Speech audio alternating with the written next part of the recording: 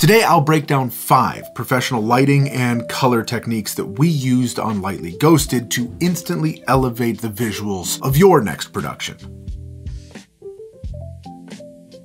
Tip number 1 is to define your film's visual identity. Before you ever even touch a camera, you need to intrinsically understand exactly what the world you're setting out to create looks like. And it's not just a visual thing. This is not just for the aesthetic. This has everything to do with story and creating a world in which your audience can live in. Before you even touch a camera, you need a plan.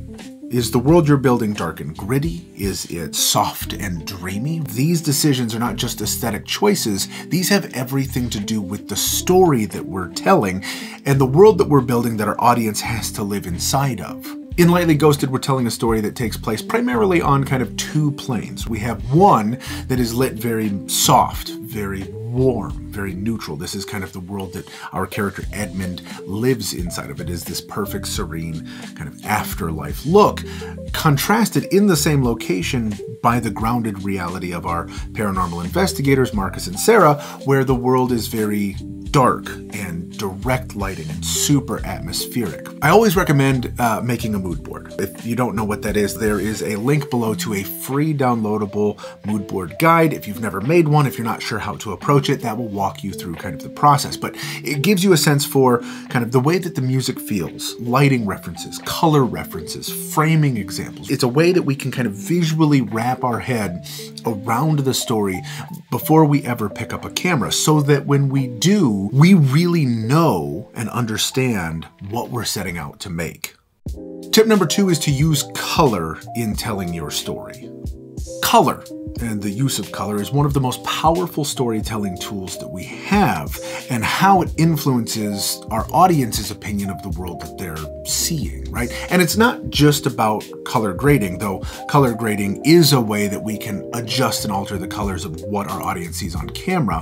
It's really the color choices throughout the film, right? The way that the interior rooms look, the way that we choose the color temperature of our lighting, the white balance of our camera, the wardrobe and costume decisions of our talent. All of these color choices subtly reinforce the way that we want our audience to feel about the world that we're making. So when it comes to mood boards, we do a lot of that through color palettes, where we create a collage of colors that work together in complementary and contrasting ways to develop kind of a sense for how the world is going to look. Are we trying to go for a neutral look in camera and then rely heavily on the post-production color grading?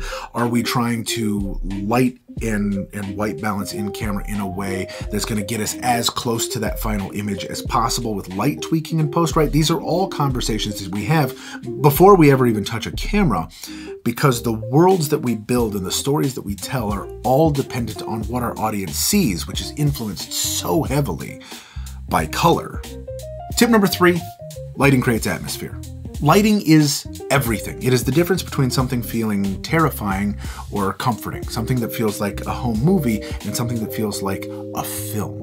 It all comes down to where the light is placed, how, when, why, or if we choose to diffuse it, the intensity of that light, the contrast in our scene. It all comes down to the lighting. In Lightly Ghosted, we're in one house the entire time, but we light it in 2 very, very different ways. In Edmund's world, we want it to feel very stable, very grounded, very neutral. And because of that, we're using very diffused lighting. It's warm lighting. It's generally high away, top down, but still soft. It's not directional. Contrast that with the paranormal investigators. We're in the same rooms of the same houses, but the lights are very directional. The contrast is super, super high. We're generally backlighting our talent in the worlds that they're in. We're using the flashlights that they have as bounce back up on their faces. We're using heavy haze throughout to give our light some weight. The directional light is shooting through this haze,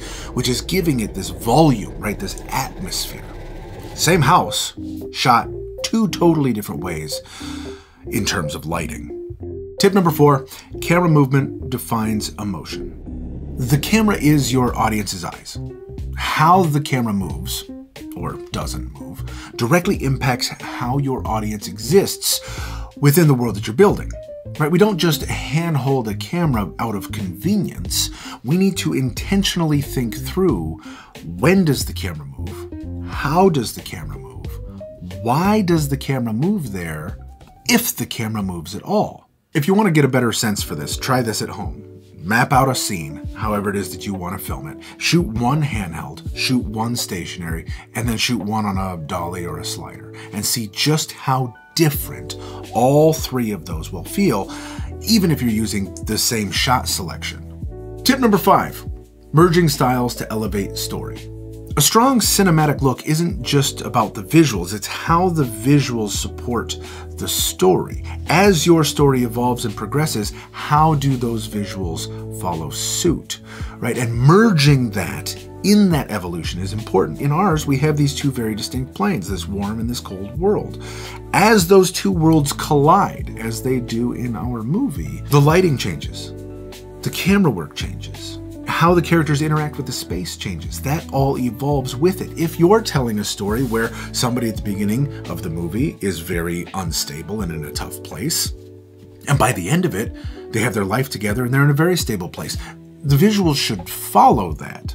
All right, filmmakers, what's your favorite cinematic look? Comment it down below. What's a movie that stood out to you? What's a world that was built that you just can't help but live inside? I want to know the things that you find interesting. This is the first of many, many episodes that we're going to be doing in this series, Script to Screen. Remember, there's that free mood board guide down below should you be making a mood board for the first time. There's also a link to a video on mood boards should you want to go in and do a deeper dive on that. Check out the playlist. Make sure that you tune into all of these. Register for the Q&As, right? We're doing live Q&As where we're going to talk about the project, how I can help you should you have questions about your own projects or questions about things that we have done. And as always, I'll see you in the next episode.